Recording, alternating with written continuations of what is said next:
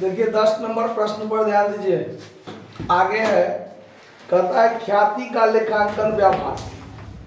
तो इसमें आपको 10 का ए नंबर प्रश्न और 10 का बी लगभग सेम है। पहले 10 का ए देखिए कि ए, बी और सी साझेदार हैं जो लाभों को 2:3:4 में बांटते हैं। सी रिटायर करता है, अवकाश करता है। इस उद्देश्य हेतु ख्याति का मूल्यांकन 45,000 पर किया गया। मतलब पूरे फर्म का ख्याति का मूल्यांकन 45,000 पर किया गया है। तो जो रिटायर करेगा उसका जो हिस्सा होगा वो उसको मिलेगा। जो रिटायर करेगा उसका ख्याति में जितना हिस्सा होगा उतना उसको मिलेगा। और उसको कौन देगा? तो जो बचा हुआ साझेदार है वो देगा। किस अनुपात में देगा? तो प्राप्ति अनुपात में देगा। किस अनुपात में? ठीक। तो प्राप्ति अनुपात में जब देगा तो जब नया अनुपात न दिया गया हो तो पुराना अनुपात ही प्राप्ति अनुपात होता है। ये बात भी पता है आपको। पुराना अनुपात ही प्राप्ति अनुपात होता है। तो उसके लिए कहता है आपको आवश्यक जर्नल प्रविष्टि कीजिए। सवाल में सबसे पहले ये लिख लेते हैं कि old ratio of P Q R, यही है ना। साझेदार कौन है? तो ए बी सी है। ए बी सी है। इसका अनुपात कितना है? 2:3:4, 2:3:4, यही है ना। ठीक है। अब देखिए, अब इसमें रिटायर कौन किया है? सी रिटायर किया है। तो सी इज रिटायरिंग पार्टनर। और उसका हिस्सा जो है 4 कितना है? 9। 2, 3, 5 और 4, 9। तो 4/9 है सी का हिस्सा। अब यहां हम ये देखते हैं कि total goodwill of the firm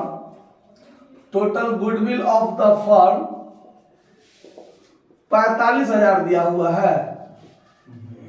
अच्छा, तो जो रिटायर किया, सी रिटायर किया, तो सीज शेयर इन गुडविल। तो 45,000 में 4/9 से गुना कीजिए तो 9 × 5 = 45 और 5 × 4 = 20। तो 20,000 उसका गुडविल में हिस्सा हुआ कि नहीं हुआ? तो अब सी जो रिटायर किया है उस सी को 20,000 मिलेगा। सी को 20,000 मिलेगा। तो देगा कौन? तो देगा ए बी। तो ए बी का गेनिंग रेशियो कितना होगा उस पर ध्यान दीजिए। Gaining ratio of A and B बराबर, अब इसमें ये वाला भाई साहब बच गया, ये वाला क्या हो गया? रिटायर हो गया। तो अब 2 और 3 जो बचा है वही इस दोनों का क्या हो जाएगा? गेनिंग रेशियो हो जाएगा। समझ में आ रहा बात? क्योंकि नया अनुपात तो है नहीं। अगर नया अनुपात रहता तो घटा कर निकालते, लेकिन है नहीं, तो इसीलिए ये हो जाएगा गेनिंग रेशियो 2, 3।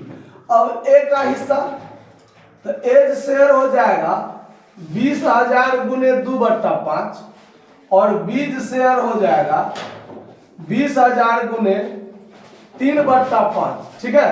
तो 5 × 20, 4 × 8,000 ये हो जाएगा। अब 5 × 20, 4 × 3 = 12,000 ये हो जाएगा। वेट कीजिए, शांति से रहिए, हल्ला नहीं कीजिए। 8,000 20,000 हो गया। अब आगे ध्यान दीजिए। अब इसके लिए बनाना है जर्नल प्रविष्टि बनाना है। तो इसके लिए क्या होगा? जर्नल प्रविष्टि, उस पर ध्यान दीजिए। Journal entry in the books of firm. अब इसके लिए जब जर्नल एंट्री बनेगा उस पर क्या होगा, उस पर ध्यान दीजिए। हम आपको थ्योरी में बताए हुए थे कि जो रिटायर करता है उसका पूंजी बढ़ेगा। जो रिटायर करता है उसका पूंजी क्या होगा? बढ़ेगा। और जो बचा हुआ है उसका पूंजी घटेगा। तो ख्याति के एडजस्टमेंट के लिए जो एंट्री बनेगा वो एंट्री बनेगा remaining partners capital account DR to retiring partners capital account. ये एंट्री बनता है। मतलब जो बचा हुआ है उसका पूंजी को डेबिट करेंगे और जो रिटायर कर गया उसके पूंजी को क्रेडिट करेंगे। मतलब जो रिटायर किया उसका पूंजी बढ़ेगा और जो बचा हुआ है उसका पूंजी घटेगा। क्यों? क्योंकि वो साझेदार जो रिटायर करता है उसको ख्याति में हिस्सा देता है। तो देने वाला का पूंजी क्या होगा? घटेगा। और जो पाने वाला है उसका पूंजी क्या होगा, बढ़ेगा। इसीलिए अब ए का कैपिटल और बी का कैपिटल डेबिट होगा।